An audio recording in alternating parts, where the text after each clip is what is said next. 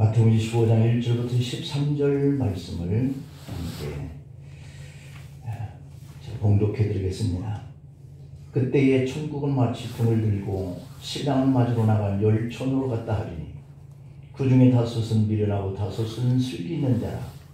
미련한 자들은 등을 가지되 기름을 가지지 아니하고 슬기 있는 자들은 그릇에 기름을 담아 등과 함께 가져갔더니 신랑이 더디움으로 다 졸며 잘새 밤중에 소리가 나되 보라 신랑이로다 맞으러 나오라 하며 이에 그 처녀들이 다 일어나 등을 준비할새 미련한 자들이 슬기 있는 자들에게 이르되 우리 등불이 꺼져가니 너희 기름을 좀 나눠달라 하거늘 슬기 있는 자들이 대답하여 이르되 우리와 너희가 쓰기에 다 부족할까 하노니 차라리 파는 자들에게 가서 너희 쓸 것을 사라 하니 그들이 살아가는 사이에 신랑이 오므로 준비하였던 자들은 함께 혼인잔치에 들어가고 문은 닫힌지라. 그 후에 남은 처녀들이 와서 이르되 주여 주여 우리에게 열어주소서. 대답하여 이르되 진실로 너희에게 이르노니 내가 너희를 알지 못하노라 하였느니라. 그런즉 깨어있으라. 너희는 그날과 그때를 알지 못하느니라. 아멘. 오늘 이 말씀을 통해서 준비합시다 라고 하는 교훈을 우리가 서로 나누면서 은혜의 시간이 되기를 바랍니다. 우리 특송팀 하나님 앞에 찬양으로 영광 돌리시겠습니다.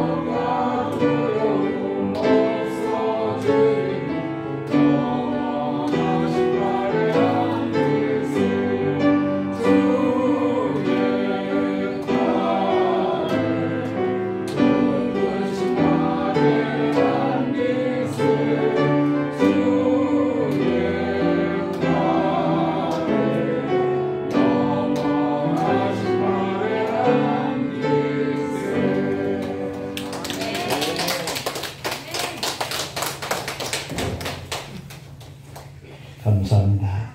그 크신 팔에 늘 안겨서 사시기를 소망합니다. 히스 어드벤처 지난주에 그분이 오시다, 그분을 맞이하다 그런 말씀을 들었는데 오늘은 우리가 준비합시다 라고 하는 의미를 생각해 보겠습니다.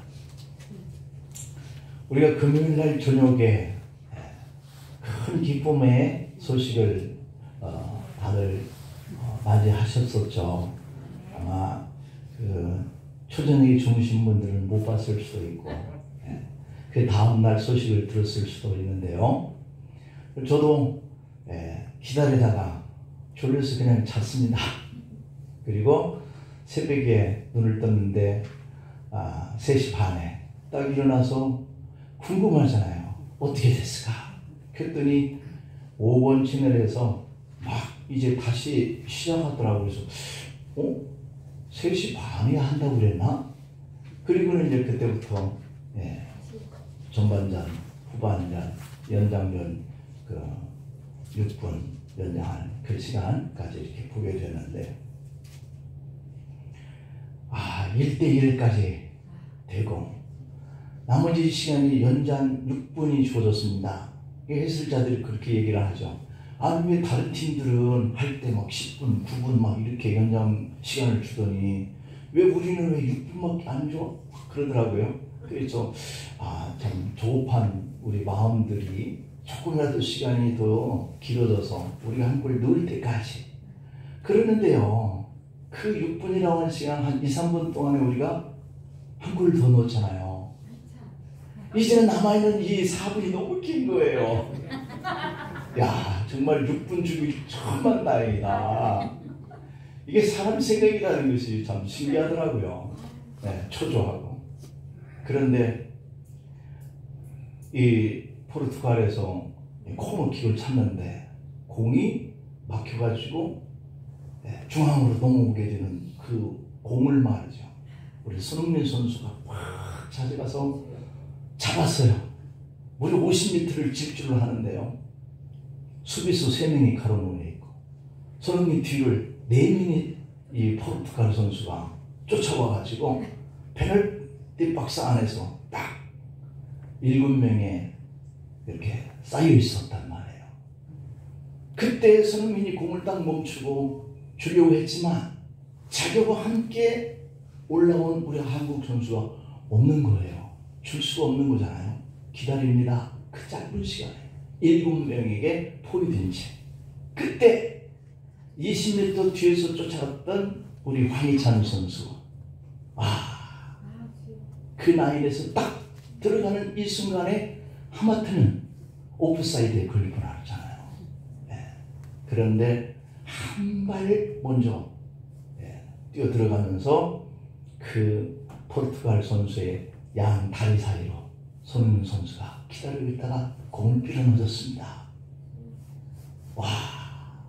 들어가서 황희찬 선수가 공을 골대 안으로 집어넣습니다. 눈물이 났습니다. 눈물 나는데. 우리 배동원 집사님이 그 축구 나라에 대한 이야기를 하다가 기도하다가 울먹이신 것처럼 그 찬스를 보고 우리 한국 사람들은 안 울 수도 없는 거죠. 응원하는 아이들 또한 눈물을 흘리고 보는 저도 눈물을 흘리고 그러고 난 다음에 4분 기다리는데 얼마나 지루한지요. 막 가슴을 조이면서 제발 이대로 끝나주기를 막 기도하면서 막 그렇게 본 거예요. 끝났습니다. 기뻐하는데 기뻐할 수가 없어요. 아직 가나와 우루과이 팀이 경기가 안 끝난 거예요. 그 가나와 우루과이의 경기에는 2대 0으로 우루과이가 이기고 있어요. 그러면 한 골만 더 넣으면 골 득점 차로 우리가 올라갈 수가 없는 겁니다. 그러니 우리는 어떻게 다시 우루과이요, 제발 이대로 끝나주기를. 그런데 딱 끝나고 나서 드디어 환성을 울리면서 우리가 16강에 올라가게 된 겁니다. 참 이 좋은 있다는 것이 이게 기쁨인 거예요. 이것이 얼마나 큰 감동인지. 내가 뛸 수는 없지만 우리 선수들이 뛰고 응원을 하는 사람들이 막 눈물을 흘리면서 이겨주기를 바라는 그 마음들이 하나가 되어서 우리가 16강에 올라갔습니다. 그래서 우리 피파 협회에서 16강에 올라간 우리 한국 선수 개인 한 사람 한 사람마다 돈을 1억 5천, 한 사람당 1억 5천을 받게 되는데요. 16강에서 브라질을 우리가 월요일날 상대해서 이기면 2억을 받게 된다 그럽니다. 그리고 또다시 일본과 8강전에서 싸우게 된다 하면 또다시 2억 5천, 한 게임당 5, 6천이 올라가요. 그것은 우리 국가에 세금을 주는 게 아니라 피파 협회에서 주는 돈이니까 많이 받아와야죠. 그래서 우리가 너무도 행복한 주말을 보낼 수 있었지 않을까 싶습니다. 준비합시다. 우리 주님이 오시면 이것보다도 더 큰 감동의 눈물을 흘리고 우리가 주님을 맞이할 수 있거든요. 오늘은 주님 오심을 기다리는 대강절 두 번째 주일입니다. 오늘 말씀은 주님 오심을 기다리는 사람은 반드시 깨어서 기름과 등을 준비하면서 살아야 한다 라고 하는 사실이에요. 여러분, 등만 준비하면 안 됩니다. 기름까지 준비하면서 우리가 믿음 생활을 해야 돼요. 자, 우리의 신앙의 선배들은 늘 그런 얘기를 했습니다. 예수님 언제 재림하실까? 왜냐하면 우리가 성경을 보면 그 당시 초대교회 성도들은 주님이 그때에 오실 것으로 생각을 하고 기다리면서 사자밥이 되고 길거리를 비추는 그 횃불이 되어서 머리끝에 놓아진 그 불이 그 발끝까지 다 들어가는 그런 고통을 참으면서도 그들이 순교의 길을 갈 수 있었던 거예요. 근데 2000년이라고 하는 시간이 흘러가면서 오신다고 하신 그 주님이 자꾸 안 오시니까 우리의 믿음 생활이 해이해지는 거예요. 그래서 등만 들고 있는 거예요. 기름은 없으면 안 되는데, 그래서 우리가 자꾸 이렇게 주님 오심에 대한 그 간절한 이 등, 이것을 그런 것들을 놓아버리고 사는 것을 볼 수 있습니다. 그래서 우리 선조들부터 그런 얘기가 있었죠. 우리 주님이 언제 오실까? 비 오는 날 수요일 저녁에 오신다. 그런 얘기들을 많이 했어요. 수요일 날 저녁 예배에 나오는 것도 힘든데 거기다가 비까지 내리는 수요일 날 저녁이면 오늘 비도 오니까 가지 말자. 이렇게 할 수 있는 그런 시간이 바로 비 오는 날 수요일 저녁이 될 것이다. 그렇게 주님 오심을 말하곤 했죠. 신앙의 열정이 식어진 사람들 수요일 날 비 오는 날 참석하기 매우 어렵다라고 하는 뜻이거든요. 마태복음 25장 오늘 이 본문 이 본장 25장에는 비유가 세 가지가 나옵니다. 하나는 오늘 본문 1절부터 13절까지 열 처녀에 대한 비유. 그들이 주님을 어떻게 맞이하는가 두 부류의 사람들로 비유를 하고 있고요. 그 다음에 14절부터 30절까지에서는 달란트 비유가 나옵니다. 달란트. 한 달란트, 두 달란트, 다섯 달란트 가졌던 이 사람들이 주인이 맡겨놓고 먼 곳에 다녀오는 사이에 이들이 주인이 오면 어떻게 맞이할까? 라고 하는 그 모습들로 한 달란트, 이까짓 것 한 달란트하고 뭐해? 라고 생각하면서 땅속에 묻어둬버린 그에게 비참한 최후를 맞이하죠. 그에게 있는 것마저 빼앗겨서 더 많은 사람에게 줘라. 그래서 그는 슬피 울며 이를 가는 이런 안타까운 모습이 기록되어 있는 내용이죠. 이것도 역시 우리에게 주어진 이 믿음이 어떻게 내가 잘 만들어서 세워가는 믿음 생활을 하느냐 이걸 얘기하고 있는 거죠. 그 다음에 31절부터 46절에는 최후의 심판에 대한 비유가 나오죠. 그런데 이 세 가지 비유는 예수님의 오심에 대한 초점이 맞춰져 있어요. 그 첫째 비유는 신랑 오심으로 말씀하고 있는데 오늘 본문 10절을 보면 그들이 기름을 사러 간 사이에 신랑이 오므로 준비했던 자들은 함께 혼인잔치에 들어가고 문은 닫혔다 라고 이렇게 기록되어 있습니다. 그 다음에 둘째 비유에서는 달란트 비유인데 주님 오심이라고 표현을 하고 있는데요. 마태복음 25장 19절에 보면 오랜 후에 그 종들의 주인이 돌아와 그 결과를 결산할세라고 되어 있습니다. 그 다음에 세 번째 비유, 이 최후의 심판은 인자, 주님이 오심이라고 표현되어 있는데요. 31절에 보면 인자가 자기 영광으로 모든 천사와 함께 올 때에 자기 영광의 보좌에 앉으리니, 믿음 생활을 잘하는 사람은 주님을 맞이하고 주님이 앉아 계신 하늘 보좌로 다 올라가게 될 줄을 믿습니다. 이 세 가지 비유에서 보면 예수님의 오심으로 사람들은 두 부류로 나눠져 있다라고 하는 거예요. 첫째 비유, 두 번째 비유, 세 번째 비유 모두가 다 나눠져요. 첫 번째 비유인 오늘 본문 2절에서부터 4절 말씀을 보면 그 중에 다섯은 미련하고 다섯은 슬기 있는 자다, 이렇게 나눠져 있잖아요. 두 번째 비유인 23절에 보면 착하고 충성된 종과 게으른 종으로 26절에 보면 그렇게 악하고 게으른 종, 이렇게 나눠져 있다라고 되어 있어요. 우리가 착하고 충성된 종으로 사십시다. 그래야 주님이 오실 때 주님을 맞이하고 영광스러운 하늘 보좌로 올라가게 되는 거거든요. 그리고 세 번째 비유를 보면 34절에 볼까요? 아버지께 복받은 자들, 창세로부터 예비된 나라, 그것을 상속받는 자와 41절에 보면 마귀와 그 사자들을 위하여 예비된 영원한 불에 들어가게 될 사람으로 나눠져 있는 거예요. 그러니까 상속을 받고 창세부터 우리를 위해서 준비해 놓으신 그곳에 들어가는 이런 사람과, 마귀가 거처하고 있는 곳이 어디냐면 음부, 수월, 지옥이거든요. 그들과 짝하면서 살았기 때문에 그들이 있는 그 곳으로 들어가게 된다, 이렇게 비유를 하고 있습니다. 그래서 이 두 부류로 나눠진 이 비유를 생각하면서 주님 오심을 준비하는 이 대강절, 우리도 꼭 묵상해 봐야 할 그러한 말씀이에요.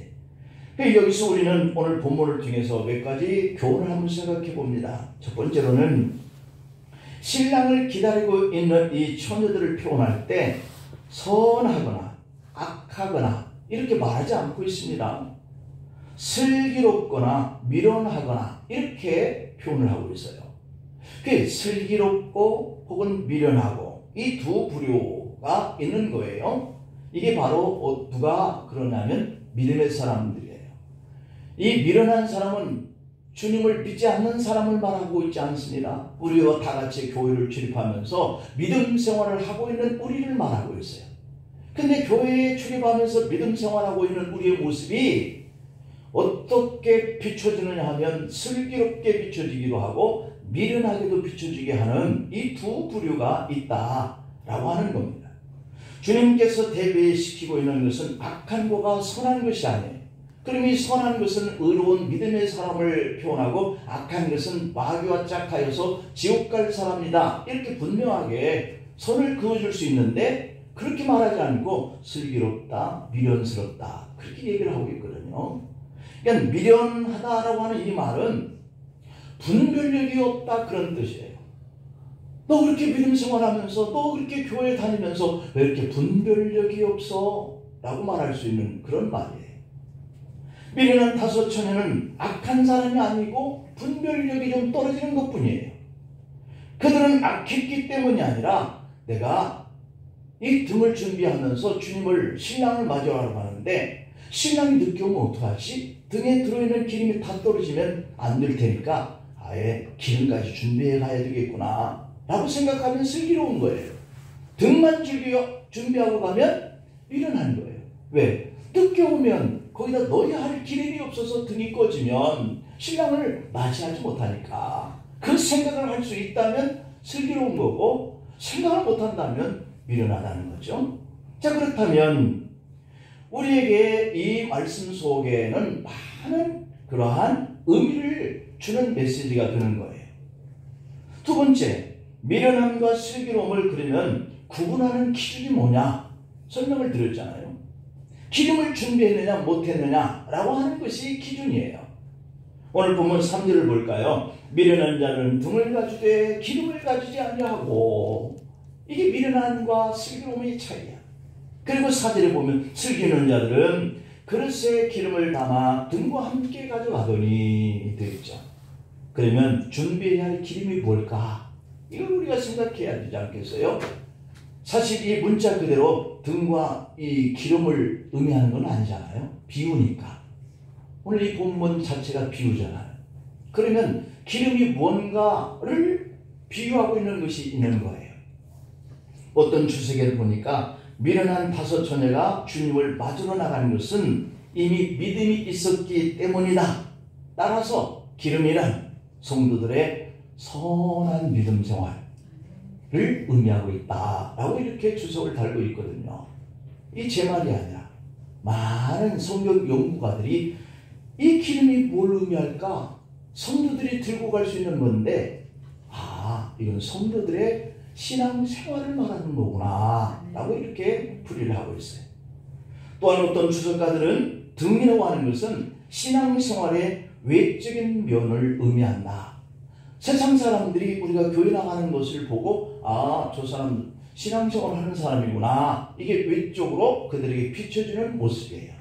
그냥 우리는 교회를 오면 일단은 우리가 믿음생활을 하는 사람이네 라고 비춰지는 외적인 모습, 이것이 바로 등이에요. 등은 우리가 신앙이다 하는 것을 사람들이 인정해주는 그러한 외적인 모습, 그 다음에 기름은 그 외적인 모습뿐만 아니라 내적으로도 믿음 생활하는 사람들이 역시 달라라고 비춰주는 그러한 선한 모습인 거예요. 그래서 기름은 하나님과의 은밀한 교제를 통해서 얻어지는 내적인 풍성한 것을 말하죠. 구체적으로 말씀드리면 등이란 겉으로 드러나는 교회 생활 혹은 교회 활동 모습 또는 봉사활동 모습, 구제활동 모습, 이것을 말한다면 기름이란 말씀 묵상 생활하는 것, 기도 생활하는 모습, 말씀을 바라보면서 순종하는 이런 자신의 어떤 신앙적 모습, 이런 것들을 다져가는 하나님과의 인격적인 그런 교제 생활하는 것을 말해요. 여러분, 우리가 외적으로만 보여지는 저건 교인이야 라고 하는 것을 끝나지 말고 우리가 하나님과의 깊은 영적인 이런 관계의 생활들을 내적으로 자꾸 쌓아가시길 바랍니다. 자, 그 다음에 세 번째, 그렇다면 이 미련한 5 처녀는 왜 이렇게 기름 준비를 하지 않았을까? 왜 하나님과의 관계를 계속해서 축적해가고 내가 영적 생활을 해나가지 못했을까? 그런 말이에요. 아무리 기다려도 신랑이 오지 않기 때문에, 안 온다고 생각하기 때문에 내적 생활을 못한다 라고 하는 거죠. 오늘 보면 5절을 볼까요? 신랑이 더디 오므로 다 잘세 라고 되어 있잖아요. 더디 온다고 생각하는 것 때문이에요. 우리가 왜 옛날에 70년대 80년대 그렇게 모든 예배, 공적 예배라면 철저하게 그렇게 참여하려고 하는 열정이 있었고, 부의만 한다 해도 옆교회까지 달려갔던 우리의 이 내적인 신앙의 영적 모습이 없어졌을까? 그것은 너무 당연한 거예요. 주님이 지금까지 안 오셨는데 앞으로도 오시겠냐? 라고 하는 것 때문이죠. 초대교회에서 예수님이 다시 오심은 없다라고 하는 말들이 돌기도 했다 그럽니다. 주님이 다시 오시기는 뭘 다시 와? 오지 않아. 이런 말들이 초대교회에서도 돌았다는 거예요. 이에 대해서 베드로 사도는 베드로서 3장 9절을 한번 볼까요? 베드로 3장 9절을 보면 주의 약속은 어떤 이들이 더디다고 생각하는 것 같이 더딘 것이 아니라 오직 주께서 너희를 대하여 오래 참으사 더디다고 생각하는 것 같이 더딘 것이 아니라, 이 말씀에 포함되고 있는 뜻이 오시기는 뭘 오셔? 안 오셔? 라고 하는 성도들이 있었기 때문에 이 말들을 하게 된 것이다 라고 하는 거죠. 그래서 오래 참다 보면 아무도 멸망하지 않고 다 회개하게 이르게 하려고 라고 했다는 거죠. 그래서 베드로후서 3장 10절에 보면 그러나 주의 날이 곧은 주의 날이 도둑같이 오리니 그날에는 하늘이 큰 소리를 또 나가고 물질이 뜨거운 불에 풀어지고 땅과 그 중에 있는 모든 일들이 드러나리로다. 이렇게 드러납니다. 우리가 외적인 믿음 생활에서 교회만 출입했던 것들도 드러나고, 네가 내게 예배 드리려고 교회에 잘 출입하고 있었구나. 이게 드러나는 거예요. 그리고 주님 어떻게 하면 내가 더 영적으로 주님께서 내게 주신 이 사명감, 그리고 주님께서 내게 주신 이 재능과 직분, 그걸 감당하려고 마음이 뜨거워져서 그렇게 주님과 밀접한 생활을 하려고 했던 거구나 라고 하는 것도 드러난다는 거예요. 문제는 이 신랑의 신부들의 긴장이 풀어졌을 때를 기다리다 지쳤을 때 왔다라고 하는 점, 이것이 우리에게 큰 충격이에요. 내가 믿음 생활 좀 열정적으로 할 때 그때 주님 오실 일이지. 내가 나태하고 게을러지고 주님의 오시기는 뭘 오셔? 2022년까지 기다려도 안 오셨는데 내년이라고 오실까? 그러니까 내년에도 그냥 지금처럼 그대로 이렇게 살는데 라고 생각할 수 있다는 것이죠. 이렇게 생각하고 있을 때가 바로 주님이 오실 때라고 하는 것이 된다면 우리는 얼마나 애통해 하겠느냐는 거예요. 와서 등을 사가지고 기름을 사가지고 와서 보니까 문이 닫혀버렸네요. 주여 주여 우리에게도 열어주세요 라고 했는데 안 열린다는 겁니다. 그렇다면 지금까지 외적으로 우리가 교회를 출입하고 다녔다면 이게 다 헛된 것이 되고 만 거예요.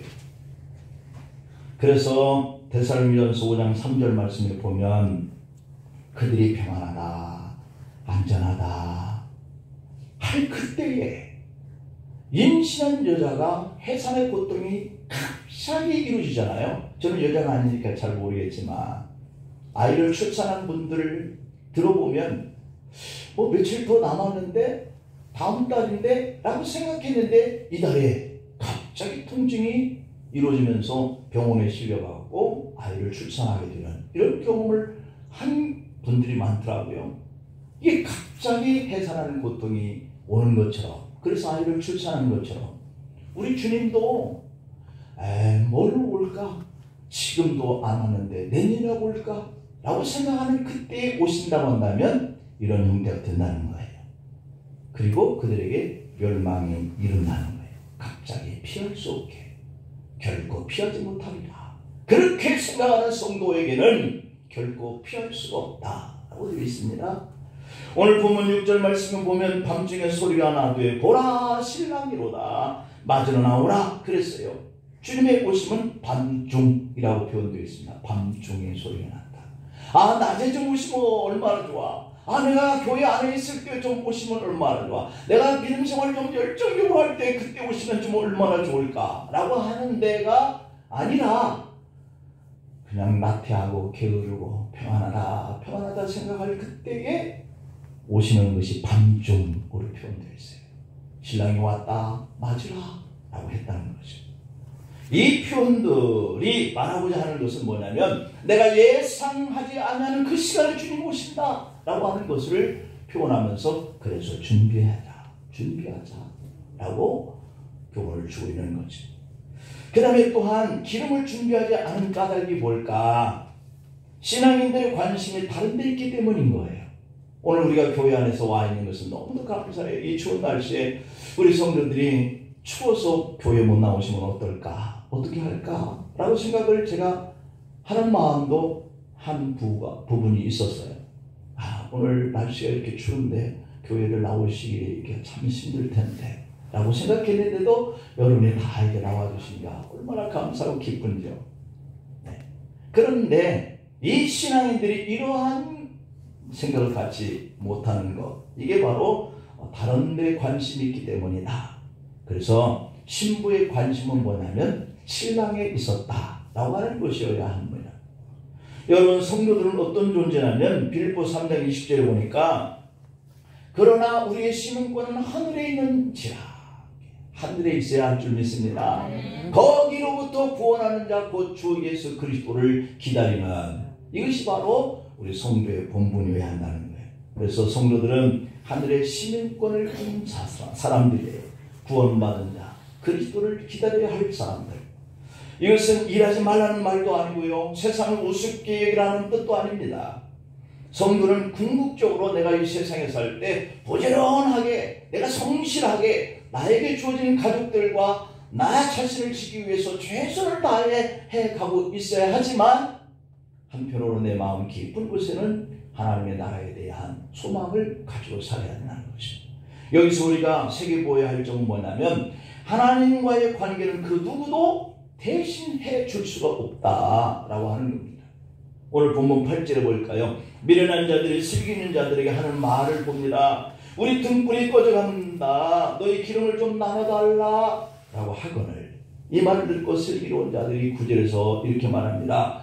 우리와 너희 쓰기에 다 부족할 것 같아. 차라리 파는 자들이 가서 너희 쓸 것을 사가지고 오면 어떠나? 라고 하는 제안을 해줬어요. 나눠달라고 했는데 나눌 수 없다는 거예요. 어떤 이들은 사랑을 말하는 그리스도인들이 나눠줬어야지 왜 가서 사갖고 오라 그래가지고 신랑이 와서 문이 닫힌 다음에 이렇게 주여 주여 우리에게도 열어주세요 라고 하게끔 만들어주느냐 라고 하는 사람들도 있어요. 참 의리 없다라고 할 수 있죠. 그런데요, 여러분, 우리가 새벽에 주님 앞에 나와서 가족과 나 자신과 내가 경외하는 이들을 위해서 기도하는 사람, 이 기도의 영적 생활을 누구에게 나눠줄 수 있겠습니까? 내가 오늘 말씀을 붙들고 왠지 마음이 뜨거워져서 주님의 말씀을 많이 읽었는데 이것을 누구에게 나눠줄 수 있겠어요? 누군가를 만나서 우리 예수 같이 믿읍시다. 우리 교회에 같이 나가요. 하나님께서 우리를 구원해 주신다 그랬어요. 주님이 오시면 하나님의 나라에 갈 사람과 음부에 떨어질 사람들이 나눠진다고 그러는데 살아있는 동안에 예수 믿으면 뭐 손해볼 게 있나요? 우리 같이 교회 다녀요 라고 하는 이 일을 누구와 나눌 수 있겠습니까? 나눌 수 없거든요. 이게 바로 다 내적 생활이에요. 나눌 수가 없습니다. 이 기름이라고 하는 것은 바로 이렇게 영적 생활하는 나의 내적인 모습이기 때문에 내가 갖고 왔는데 이걸 누구에게 나눠요? 자기 남편과 자기 아내에게, 자기 자녀에게 나눌 수가 없습니다. 우리가 이번에 큰 참사를 겪었는데 그 부모들이 아무리 자식을 사랑해도 대신 죽어줄 수는 없잖아요. 내가 죽고 자녀들을 살릴 수만 있다면 라고 생각을 하지만 할 수가 없어요. 그것과 똑같은 거예요. 내가 이렇게 믿음 생활을, 외적 내적 생활을 갖고 왔었는데 주님이 오셨어. 나는 하나님의 영광의 그 보좌에 들려 올라가는데 내 자녀들이 남겨지고 음부에 떨어진다고 한다면 얼마나 마음이 괴롭겠어요. 그래서 이 나사로와 부자의 관계 속에서 소원을 말하는 이 부자가 청을 하는데 이 땅에 우리의 형제들이 있다. 죽은 자가 살아서 그들에게 가서 복음을 외치면 그들이 나 있는 곳에는 오지 않고 그 나사로가 있는 그 평안한 곳에 들어갈 수 있으니까 제발 좀 나사로를 그곳에 좀 보내주어라. 하지만 거절당하잖아요. 안 되는 거예요. 그래서 마태복음 24장 40절 이하에 보면 두 사람이 밭에 있으면 한 사람은 데려가고 한 사람은 버려둘 것이요. 두 여자가 맷돌질을 하고 있으면 한 사람은 데려가고 한 사람은 버려둠을 당할 것이다. 이대로 되는 거예요. 두 사람이 밭에 있었다면 그들은 누구일까요? 두 사람이 함께 맷돌을 갈고 있었으면 그 사람 누구의 관계일까요? 아버지와 아들이나 남편이나 아내가 아니겠습니까? 아니면 한 형제가 아니라 자매가 아니겠는지요. 그런데 한 사람은 그 중에 데려감을 당하고 한 사람은 버려둠을 당합니다. 세상에는 다른 사람에게 나눠주거나 양도할 수 있는 것이 있는가 하면 나누는 것이 불가능한 일들도 많아요. 예를 들어서 형제가 가진 재산은 나눌 수 있지 않겠어요? 나에게 속한 남편이나 아내는 어떻게 나눠요? 못 나누잖아요. 내 아내 있는데 내 동생에게 내 아내를 나눠줄 수 있습니까? 사람의 구원은 이렇게 지극히 개인적인 문제라는 거죠. 어느 누구도 우리의 출생과 죽음을 대신할 수 없듯이 우리의 믿음과 이 구원 역시도 아무도 대신해 줄 수가 없어요.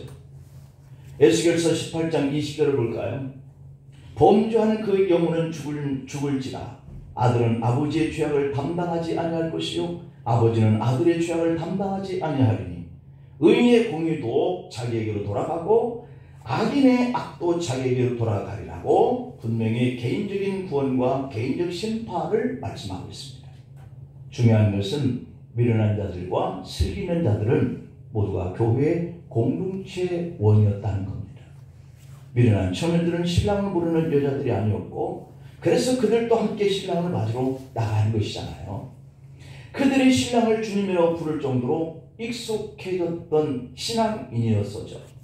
오늘 보면 11절에 볼까요? 그 후에 남은 처녀들이 와서 이르되 주여 주여 우리에게도 열어주소서 그랬잖아요. 주여 주여라고 외친다면 그들도 신앙의 공동원이었던 거예요. 그들은 분명히 교회 밖에 있었던 사람들이 아니었죠. 슬기로운 처녀들과 신앙생활을 같이 해왔던 그런 같은 교인이었어요. 여러분 대강제를 맞이하면서 이런 생각을 해볼 수 있습니다. 만일 우리가 믿음 생활을 해보려고 애를 써왔는데 주님을 슬기롭게 기다리지 못해서 이런 경우를 당한다면 내가 어떤 생각을 가질 수 있을까? 벵겔 주석가가 신앙생활에 대해서 네 부류가 있다라고 주석을 썼는데요. 하나는 하늘에 충분히 들어갈 수 있는 성도가 있다. 두 번째로는 난파선 선원처럼 가까스로 해변에 탔듯이 구원받는 성도가 있다. 세 번째로는 기다림이 지쳐서 포기하고 제 갈 길로 간 교인들이 있다. 네 번째 교훈은 하나님의 나라에서 결코 멀리 떨어지지 않았다고 생각했지만 결국은 하나님의 나라를 놓치고만 교인이 있다. 이렇게 네 부류를 설명하고 있습니다. 하나님의 나라에서 결코 멀리 떨어져 있지 않았다라고 생각했지만 본인만 그렇게 생각한 거예요. 그런데 결국 하나님의 나라를 놓치고 마는 그런 교인이 있다는 거죠. 운동회 때 6명씩 4명씩 막 달리잖아요. 그런데 1등 하는 사람에서부터 3등까지만 우리 때는 상품이 주어졌어요. 자, 1등 하나님 나라에 충분히 들어갈 수 있는 사람이죠. 그러나 6명씩 이렇게 뛰었는데 4등, 5등, 6등은 하늘나라를 포기하는 사람이 돼요. 왜요? 4등은 3등 다음이잖아요. 아슬아슬하게 3등과 4등 차이로 구분만 되어진 거예요. 그런데 3등까지만 상이 있고 아슬아슬하게 들어간 4등도 상을 받지 못합니다. 하나님 나라에서 결코 멀리 안 떨어져 있잖아요. 그렇게 생각하잖아요. 그러나 결국은 놓치고 마는 성도가 바로 그런 사람과 같다라고 하는 겁니다. 여러분 4등을 해서 상품을 놓친 사람은 얼마나 안타깝고 아쉽겠습니까? 오늘 본문 13절 말씀을 우리가 새겨들어야 돼요. 그런즉 깨어있으라 너희는 그날과 그때를 알지 못하잖아 라고 되어 있습니다. 구원의 문은 어느 땐가는 닫힐 때가 있어요. 우리 주님이 말씀하셨죠. 바울도 얘기를 했습니다. 유대인들이 마음이 강팍해지니까 그들의 구원의 수에 들어갈 그 자리에 이방인들을 향해서 그 문을 열어놓고 그 부분이 차기까지 지금 기다리고 있는 때다. 그래서 구원의 때예요. 이방인들도. 그러나 언젠가 그 수가 다 차면 문이 닫힐 수밖에 없는 것이죠. 누가복음 21장 24절을 볼까요? 그들이 칼날에 죽임을 당하며 모든 이방에 사로잡혀 가겠고 예루살렘은 이방인의 때가 차기까지 이방인들에게 밟히리라. 계시록 3장 7절에 보면 빌라델비아 교회의 사자에게 편지하라. 거룩하고 진실하사 다윗의 열쇠를 가지시니 곧 열면 닫을 사람이 없고 닫으면 열 사람이 없는 그가 이르시니 돼 라고 되어 있어요. 이처럼 구원의 문은 항상 열리는 것이 아니고 그분께서 닫아야겠다라고 생각할 때 닫히면 닫히는 거예요. 그분이 아직 왜 주님이 빨리 안 오시지라고 우리는 기다리는데 주님은 아직 문을 열어놓는 시간의 때를 가지고 계신다면 닫히지 않을 거예요. 그러므로 회개하라. 이것은 그냥 기회가 마냥 언제까지 제공되는 것은 아니다. 언젠가는 이것이 닫힐 때가 있다라고 하는 거거든요. 여러분 고린도후서 6장 2절에 보면 보라 지금은 은혜 받을 만한 때요 보라 지금은 구원의 날이로다 이랬습니다. 이사야서 55장 6절에서 보면 너희는 여호와를 만날 만한 때에 찾으라 기꺼이 가까이 계실 때에 그를 부르라. 아멘이죠. 때가 지나면 아무리 구원의 문을 열어달라고 오늘 미련한 5 처녀가 와서 주여 주여 우리에게도 열어주소서라고 외쳤지만 열려지지 않습니다. 오늘 본문 11절 12절에서 그렇게 말씀하고 있는 대목이죠. 창세기 7장 16절에 보면 방주문을 친히 주님이 여시고 닫으셨다라고 이렇게 기록되어 있거든요. 구원의 문은 일단 닫히면 그 누구도 열 수 없습니다. 오늘의 말씀의 결론입니다. 10절입니다. 그들이 살아가는 사이에 신랑의 용으로 준비하였던 자들은 함께 혼인잔치에 들어가고 문 닫히니라. 이 말씀에 준비하였던 자들 함께 혼인잔치에 들어갔다. 얼마나 아름다운 말씀입니까? 우리도 이러한 심정을 가지고 주님을 기다리시다가 주님 오실 때 우리가 들어가고 문이 닫히는 그런 아름다운 그러한 신앙의 길 끝까지 잘 견디어 인내해 주시기를 간절히 축원합니다. 기도하십니다. 아버지 하나님